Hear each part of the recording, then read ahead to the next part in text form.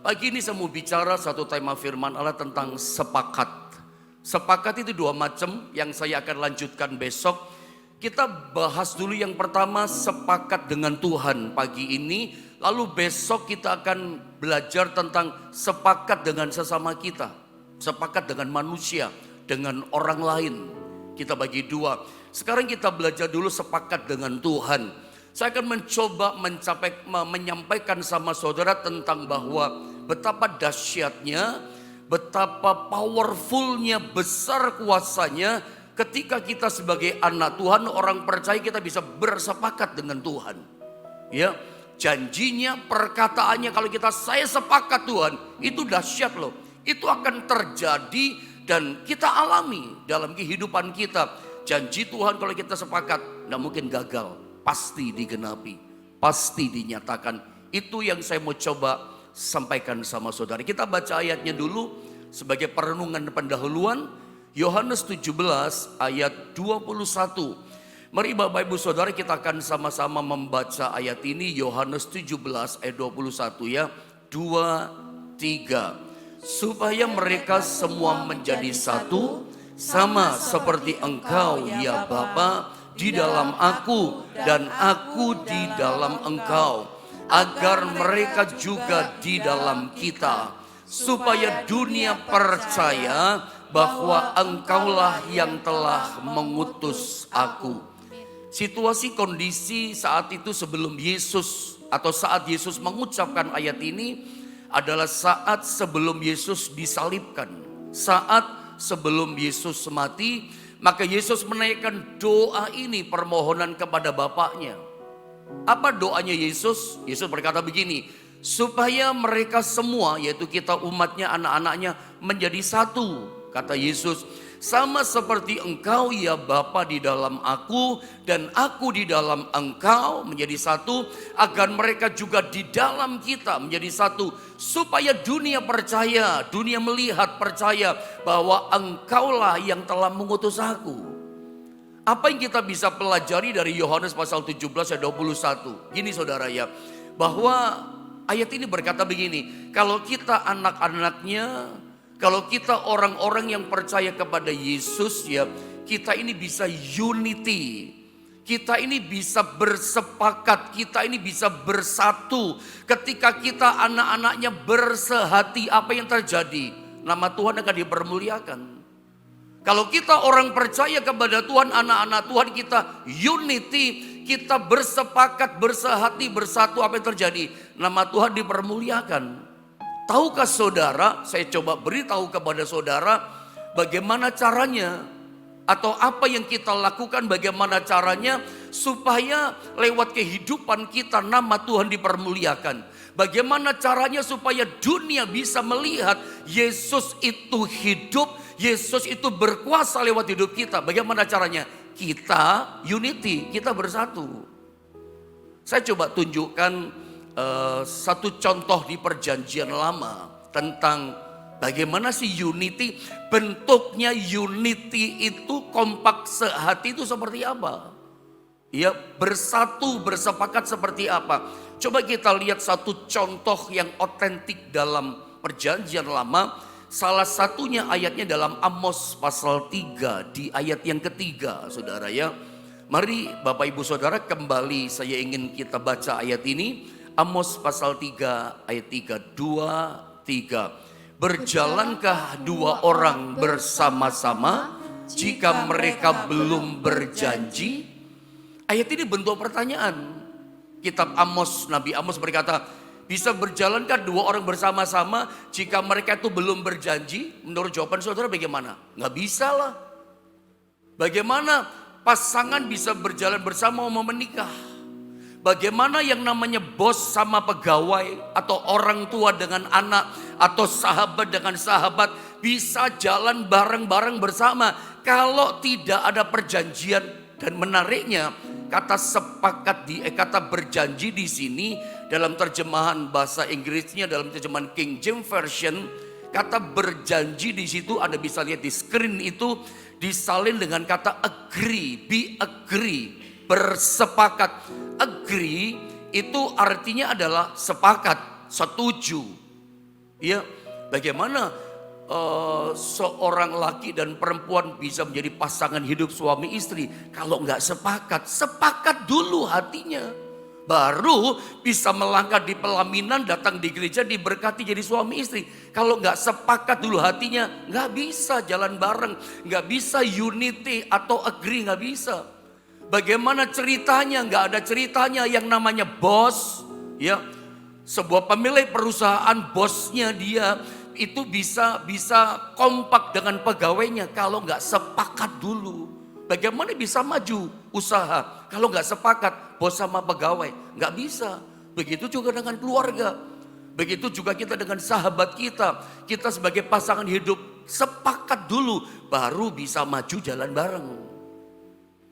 Di perjanjian baru, nah ini saya mulai masuk, itu tadi kan dasarnya kan saudara ya.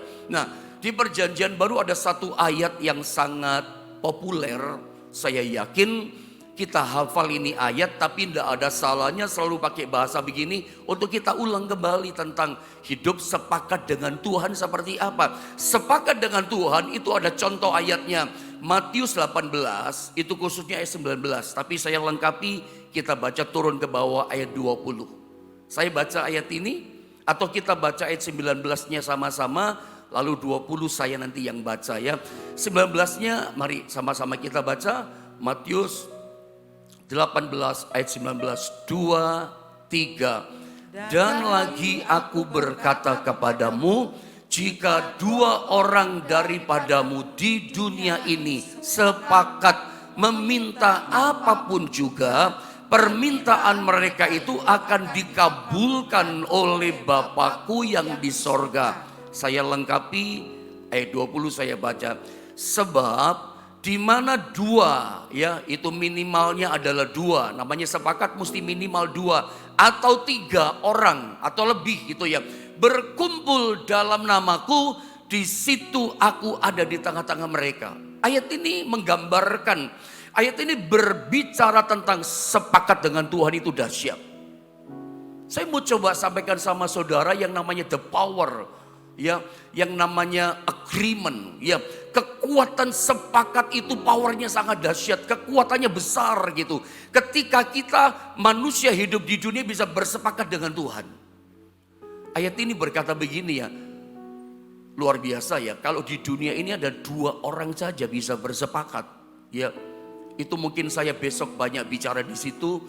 Bisa dua orang saja, minimal dua orang. Itu di dunia ini bisa bersepakat minimal dua orang. Alkitab katakan ini, minta apa saja, minta apapun dikatakan, maka permintaan mereka akan dikabulkan, diberi oleh Bapakku di sorga.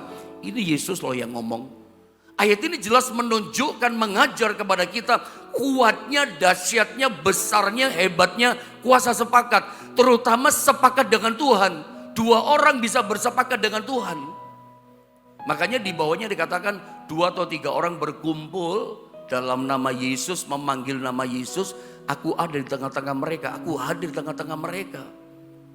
Nah, saya coba fokus pada ayat 18. Kata sepakat di sini. Dan lagi aku berkata kepadamu, jika 2 orang daripadamu di dunia ini sepakat. Nah, kata sepakat ini ternyata dalam bahasa Inggris disalin dengan kata agree. Anda lihat di gambar itu disalin dengan kata agree. Agree itu artinya apa? Sepakat. Sepakat.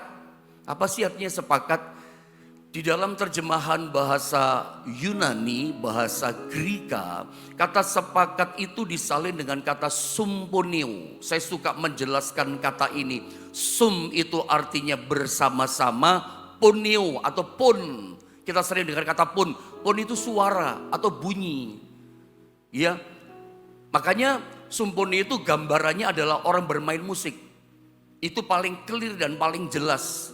Musiknya beda-beda, ada brass, ada saxophone, ada drum, ada keyboard, ada piano, ada cello, ada bass segala macam. Tapi alat yang berbeda-beda, bunyi beda-beda, tapi bisa harmonis, bisa kompak, bisa bersama, bisa setuju. Dan itu menghasilkan simfoni yang indah. Sumponio, makanya ada kata handphone, sumpon, ya. Handphone, sesuatu di tangan kita, hand itu bisa berbunyi. Tapi ini bukan handphone, ini sumpon, sumponeo, saudara ya. Ada suara yang begitu kompak, harmoni, sampai menimbulkan simfoni yang indah. Makanya hasil daripada sepakat itu adalah indah hasilnya. Nah, kita belajar di sini saudara ya, ini contoh di perjanjian baru. Bahwa kata sepakat itu artinya ya harmonis gitu ya. Sepakat itu sumponi itu artinya ya kompak gitu. Ada perbedaan, musiknya beda-beda tapi bisa kompak, bisa bersama. Seperti laki, perempuan, suami sama istri. Iman kita mungkin beda besarnya tapi bisa kompak, bisa setuju. Itu hasilnya dahsyat loh. Ada contoh supaya adil ya gitu ya. Contoh perjanjian baru ada gitu ya. Contoh perjanjian lama ada. Tapi sama menunjukkan dahsyat loh. Kuasa yang namanya kompak, yang namanya sepakat, yang namanya unity, agree itu dahsyat. Contohnya adalah Yonatan dan bujang pembawa senjatanya. Tapi ini luar biasa cerita ini. Saya baca ya. Ada kalau perlu catat ini ayat 1 Samuel pasal 14 ayat 6 sampai 7. Ini sebuah peperangan antara Filistin dengan Israel. Israel cuma 2 orang, yaitu Jonatan dan bujangnya pembawa senjata. Sementara orang Filistin itu mungkin ribuan tentaranya. Jauh lebih banyak secara jumlah dan jauh lebih kuat. Tapi Filistin terpukul kalah, melarikan diri. Yonatan dan bujangnya yang menang. Coba kita lihat ceritanya sedikit saja. 1 Samuel 14 ayat 6 sampai 7. Berkatalah Yonatan kepada bujang pembawa senjatanya itu, perhatikan, mari kita menyeberang ke dekat pasukan pengawal orang-orang yang tak bersunat ini. Maksudnya tentara orang Filistin. Mungkin Tuhan akan bertindak untuk kita. Sebab dikatakan bagi Tuhan tidak sukar untuk menolong. Bagi Tuhan itu tidak sukar untuk menolong kita. Baik dengan banyak orang maupun dengan sedikit orang.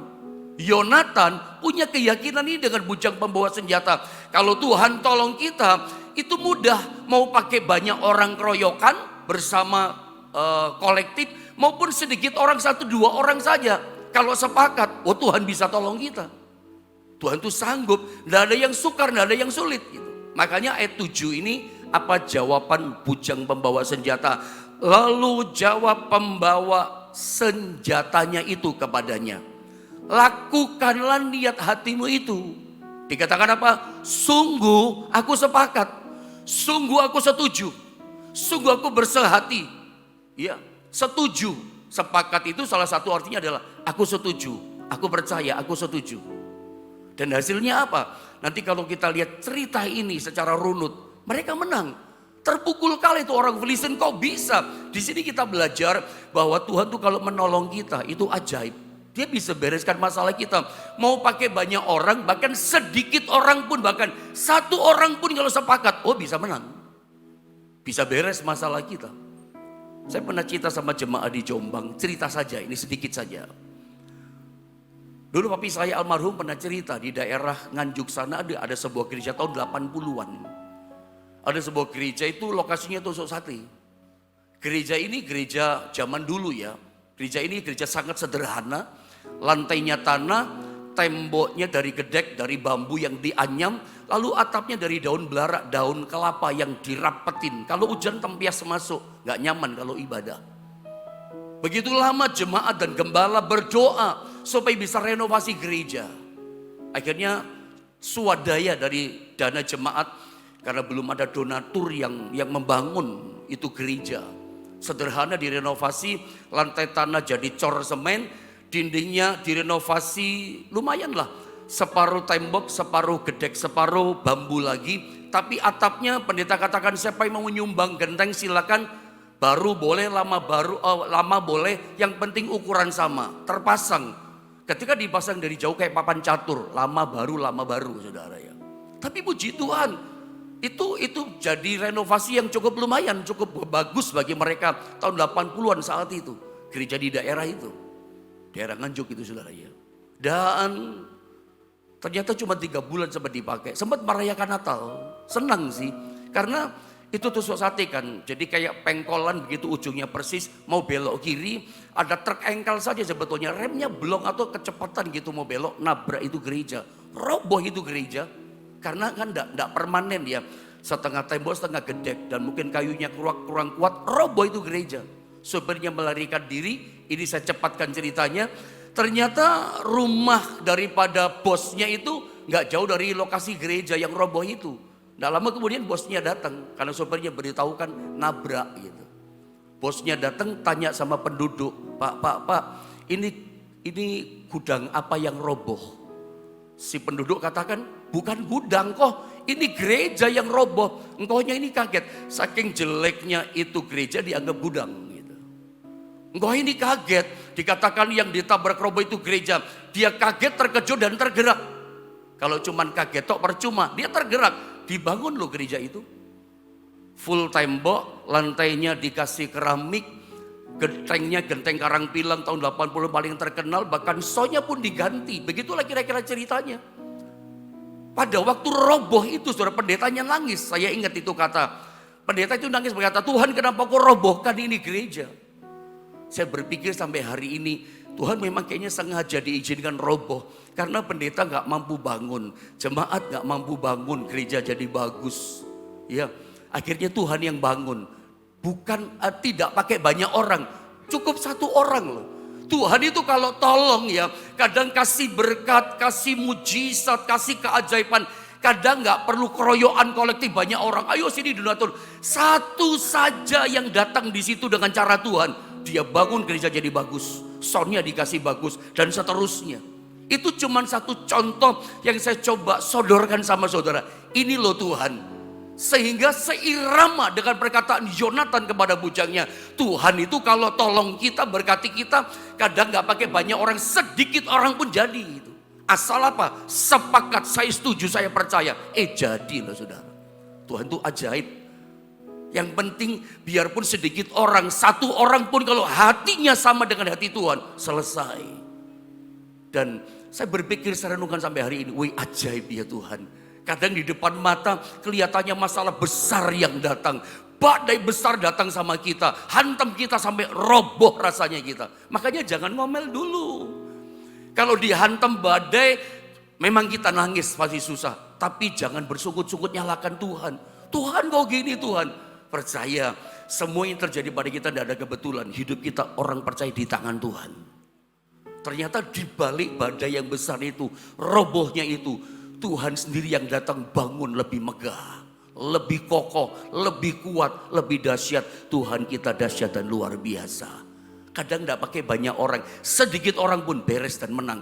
Itu dialami oleh Yonatan. Aku sepakat, kata bujangnya. Ketika percaya, aku setuju, menang. Nah, coba lihat. Saya mau sampaikan sama saudara, sepakat dengan Tuhan yang kita bicara. Sepakat dengan Tuhan itu bagaimana maksudnya sepakat dengan Tuhan? Kalau sepakat dengan Tuhan itu kan minimal 2 orang. Kita sendiri, mungkin kita gak punya teman hari ini. Karena mungkin Anda sendiri, anak di luar kota. Memang paling bagus kalau kita punya teman seorang lagi atau 2 orang lagi sepakat sama-sama dengan Tuhan berdoa. Tapi kita sendiri pun bisa bersepakat loh dengan Tuhan. Nah ini yang saya coba masuk beritahukan sama saudara. Sepakat dengan Tuhan bagaimana? Saudara, Yesus ketika datang ke dunia disebut Immanuel. Immanuel artinya adalah Tuhan beserta dengan kita. Yang kedua ada banyak arti. Tapi minimal yang kedua artinya adalah Tuhan tinggal di dalam kita. Itu Immanuel. Di atas kita, di kanan kiri kita, sekeliling kita, bahkan di dalam kita. Itu arti Immanuel kurang lebihnya. Coba lihat Yohanes 15 ayat 5. Ayat yang tidak asing buat kita. Ini ayat sangat memberkati bagi saya secara pribadi. Merema betul dalam hidup saya. Saya baca ya, Yohanes 15 ayat yang kelima dengan cepat. Akulah pokok anggur dan kamulah ranting-rantingnya. Barang siapa tinggal di dalam aku dan aku di dalam dia, ini menarik, ia berbuah banyak sebab di luar aku kamu tidak dapat berbuat apa-apa. Kapan kita dapat berbuat apa-apa? Kapan kita dapat berbuat melakukan perkara yang besar? Ketika kita tinggal di dalam Tuhan dan Tuhan tinggal di dalam kita. Manunggal jadi satu dengan Tuhan, sepakat jadi satu dengan Tuhan, kita berbuah banyak. Kita akan berbuah lebat. Kita akan lakukan perkara yang besar. Ketika kita manunggal menyatu sepakat dengan Tuhan. Kita di dalam Tuhan dan Tuhan di dalam kita. Ayat ini menunjukkan bahwa kalau Tuhan tinggal di dalam kita, Dia yang hidup. Berarti kita bisa sepakat bukan hanya dengan orang loh. Kita bisa sepakat dengan Tuhan yang di dalam kita. Maksudnya bagaimana caranya? Kita itu manunggal sepakat dengan Tuhan itu bagaimana pendeta caranya? Manunggal dengan Tuhan atau sepakat dengan Tuhan itu maksudnya begini. Yang pertama, saya pernah sharingkan ini, sepakat dengan janjinya Tuhan. Jadi kalau Tuhan kasih janji datang sama kita, aku memulihkan kamu, saya sepakat Tuhan, saya percaya Tuhan. Coba kita lihat contohnya dengan cepat. Kejadian 15 ayat 5 sampai 6. Abraham itu pernah mengalami ini. Ketika Tuhan berjanji, aku sepakat Tuhan, aku percaya Tuhan. Coba lihat ya, saya baca ya. Kejadian 15 ayat 5 dan 6. Dikatakan begini. Lalu Tuhan membawa Abram keluar serta berfirman, coba lihat ke langit. Karena dia udah bimbang kan, keluar Abram dari kemahmu. Hitunglah bintang-bintang, jika engkau dapat menghitungnya. Maka firmannya kepadanya, demikianlah banyaknya nanti keturunanmu. Lihat ayat yang ke-6. Tuhan berjanji di ayat 5, lihat bintang di langit, seperti itulah nanti banyaknya keturunanmu. Apa jawaban Abraham kepada janji Tuhan? Bahwa dia akan punya keturunan dan banyak anak cucu keturunannya. Apa jawaban Abraham? Apa respon sikap hati, attitude Abraham? Dia berkata di ayat 6, lalu percayalah Abraham kepada Tuhan, maka Tuhan memperhitungkan hal itu kepadanya sebagai kebenaran. Lalu percayalah Abraham. Ternyata saya coba cari tahu, saya perdalam begitu kira-kira. Apa sih kata percaya? Lalu percayalah Abraham. Ternyata kata percaya di sini dalam bahasa Ibrani disalin dengan kata aman. Aman. Aman itu artinya percaya. Aman itu artinya setuju. Aman itu artinya saya sepakat dengan janjimu Tuhan. Saya percaya, saya setuju. Aman, dari kata aman muncul kata amin. Anda bisa gak kira-kira ketika Tuhan berjanji sama kita, aku memberkati kamu, aku memulihkan kamu, rancanganku bukan kecelakaan tapi damai sejahtera dan berikan hidupmu hari depan penuh pengharapan. Ketika firman datang kepada kita, aku menyembuhkan kamu, bisa gak langsung kita tangkap itu janji Tuhan? Aku setuju Tuhan, amin. Itu artinya aku sepakat, aku setuju, aku sehati dengan janjimu itu Tuhan. Ketika kita sepakat sama janji Tuhan yang datang sama kita, itu diperhitungkan Tuhan sebagai kebenaran. Dan kita tahu kalau Tuhan berjanji tidak pernah gagal. Ingat perkataan Ayub, kapan Ayub dipulihkan dari kebangkrutannya, kehancuran dalam segala bidang kehidupannya. Ketika Ayub pasal 42 ayat yang kedua, Ayub berkata gini, aku tahu Tuhan, engkau sanggup melakukan segala sesuatu dan tidak ada rencanamu yang gagal. Itu dia sepakat percaya sama Tuhan, dipulihkan dia. Kalau Tuhan berjanji, dia pasti genapi. Sekalipun mustahil, dia bisa lakukan sama kita. Asal kita, aku setuju Tuhan, aku percaya, amin Tuhan. Digenapi. Saya teringat satu statement yang pernah diucapkan oleh seorang hamba Tuhan yang luar biasa, yang dikagumi oleh banyak orang, termasuk saya secara pribadi kagum dengan hamba Tuhan yang satu tokoh yang pernah hidup di masanya yang bernama Smith Wigglesworth. Beliau pernah berkata begini, ini statement imannya, Tuhan berbicara dan saya setuju mempercayainya dan selesai persoalannya. Hebat kan imannya? Apapun yang dihadapi, mau badai besar, kesulitan besar, persoalan besar, imannya, percayanya Smith Wigglesworth sederhana. Tuhan berbicara, dia berjanji, aku setuju, aku percaya, dan selesai persoalannya, dan betul selesai. Selalu ada jalan keluar, ada kemenangan, janjinya tidak gagal, selesai, tuntas, tas, digenapi. Aku setuju Tuhan, aku percaya, beres. Kadang kita ragu, kadang kita bimbang sama janji Tuhan. Kita lebih fokusnya salah fokus. Bukan fokus sama janji Tuhan yang datang sama kita. Kita fokusnya sama badai persoalan seperti Petrus, tenggelamlah kita. Fokusnya kita kepada angin yang besar. Fokusnya kita pada gelombang yang besar yang menerpa kita. Salah fokus kayak Petrus. Fokusnya mesti sama Yesus yang berjanji pada kita. Dia tidak pernah gagal menggenapi janjinya. Harusnya begitu. Jadi yang pertama, sepakat dengan Tuhan itu artinya gini.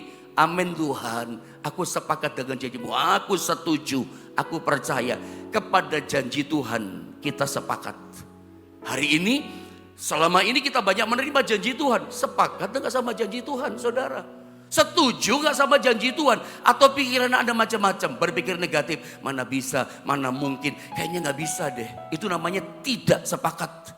Itu namanya tidak setuju dengan yang Tuhan katakan, yang Tuhan janjikan sama kita. Hei saudara, kalau Tuhan berjanji, Dia sanggup menggenapi buat kita. Apapun besarnya kesulitan kita. Belajar seperti Abraham, aku percaya Tuhan, aku setuju dan percaya. Diperhitungkan Tuhan sebagai kebenaran, digenapilah janjinya. Yang kedua, sepakat dengan Tuhan itu seperti apa bentuknya? Konkretnya kayak apa? Sepakat dengan perintahnya Tuhan. Apa sih perintahnya? Lakukan. Anda disuruh apa? Lewat firman-Nya, diperintahkan Dia datang sama kita. Kerjakan, itu namanya sepakat. Aku setuju Tuhan, aku lakukan. Aku percaya. Kalau orang tidak percaya, tidak mungkin melakukan. Ketaatan kita itu bukti kepercayaan kita kan. Itu sering saya ajarkan. Ketidaktaatan kita kepada perintahnya, bukti ketidakpercayaan kita. Gampang kok. Orang yang taat, itu tanda dia percaya. Orang tidak taat, oh berarti dia gak percaya dong sama janji Tuhan. Gak setuju, gak sepakat dengan janji Tuhan. Sederhana. Ada contoh di Alkitab, Yohanes 11 ayat 39. Saya baca dengan cepat. Kata Yesus, angkat batu itu. Ini perintah. Tetapi Marta, saudara orang yang meninggal itu, Lazarus, berkata kepadanya, Tuhan, ia sudah berbau. Kayak diselak, dibotong, iya udah busuk, udah bau. Sebab belum 4 hari ia mati. Padahal Tuhan kasih perintah kan. Angkat batu itu. Tapi rupanya gak percaya si Marta. Gak sepakat, gak setuju. Buktinya apa? Jangan Tuhan, nanti orang bilang apa? Malu loh kita Tuhan. Nanti udah busuk kok dibuka. Gak setuju.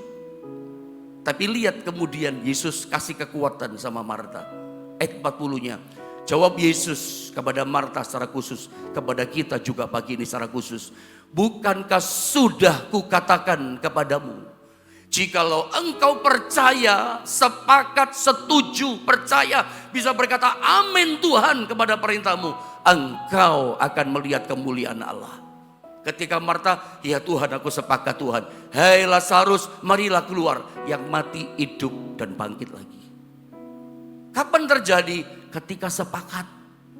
Sepakat gak sama perintahnya Tuhan? Tadinya Marta gak sepakat, kemudian dia sepakat. Ketika dia sepakat, percaya, setuju dengan perintah Tuhan. Ya Tuhan, silakan Tuhan. Apa yang terjadi? Digenapi janjinya. Gak ada yang sukar kok bagi Tuhan. Sama dengan cerita dalam Lukas pasal 5 ayat 4-6. Contoh yang terakhir, lalu kita berdoa. Apa yang kita lihat di ayat ini, saya baca, perhatikan baik. Setelah selesai berbicara, ia berkata kepada Simon, bertolaklah ke tempat yang dalam dan tebarkanlah jalamu untuk menangkap ikan. Ini perintahnya Tuhan. Kepada siapa? Kepada Petrus. Bawa perahu ke tempat yang dalam. Sekarang Petrus tebarkan jalamu. Bagaimana sikap Petrus? Simon menjawab, ini responnya. Guru, telah sepanjang malam kami bekerja keras dan kami tidak menangkap apa-apa. Tetapi karena engkau menyuruhnya, engkau yang memerintahkannya, aku akan menebarkan jala juga. Kepada perintah Tuhan, aku percaya, aku setuju Tuhan. Walaupun perang dengan logika, gak mungkin, gak ada ikan udah siang begini. Tapi karena engkau yang perintah, engkau menyuruh dengan firman-Mu, aku sepakat, aku melakukan, aku tebarkan jalaku, kata Petrus. Hasilnya bagaimana? Kalau sepakat dengan perintah Tuhan, setuju percaya dengan perintah Tuhan, hasilnya bagaimana? Lihat ayat ke-6. Mari sama-sama kita baca, kita kunci dengan ayat terakhir ini. Apa kata firman ayat yang ke-6? 2, 3. Dan setelah mereka melakukannya, mereka menangkap sejumlah besar ikan sehingga jalan mereka mulai koyak. Kegagalannya berubah jadi berhasil. Keberhasilan yang luar biasa. Ini sebuah keberhasilan yang memecahkan rekor. Yang sebelumnya Petrus belum pernah alami, sekarang alami. Seumur-umur dia belum pernah alami mencapai rekor. Sekali jala 2 perahu penuh dengan ikan. Sekali jala loh, itu pun udah koyak, udah beberapa banyak ikan keluar. Tapi tetap saja full itu perahu. Hampir tenggelam, berarti udah penuh banget 2 perahu itu. Ini menarik loh saudara ya. Mengalami mujizat memecahkan rekor. Kita masih tersisa sudah bulan Oktober, tinggal November, Desember. 2 bulan lebih prakteknya kita selesaikan tahun ini. Tapi saya percaya 2 bulan lebih Tuhan masih bisa kasih saudara sesuatu yang memecahkan rekor. Omsetnya bisa memecahkan rekor. Mujizat yang belum pernah Anda bisa alami loh.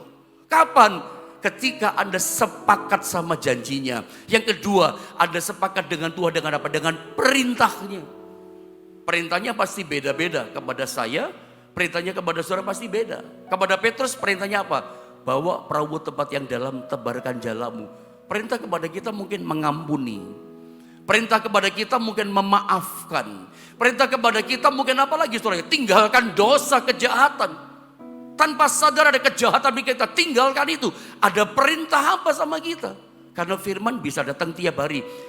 Firman bisa datang seperti ini loh perintahnya dalam khotbah seperti ini. Atau hari Minggu Anda datang, itu ada perintah yang datang sama saudara. Lakukan. Atau Roh Kudus kasih perintah di hati kita. Aku setuju, aku lakukan. Meskipun itu menyakitkan. Tapi ketika Anda lakukan, Anda akan mengalami mujizat yang namanya memecahkan rekor. Masih ada pertolongan, masih ada mujizat buat setiap kita. Asal sepakat dengan Tuhan. Saya akan melanjutkan besok, kita sepakat dengan sesama kita. Itu pun sama powerful. Mari kita akan sama-sama berdoa saudara ya.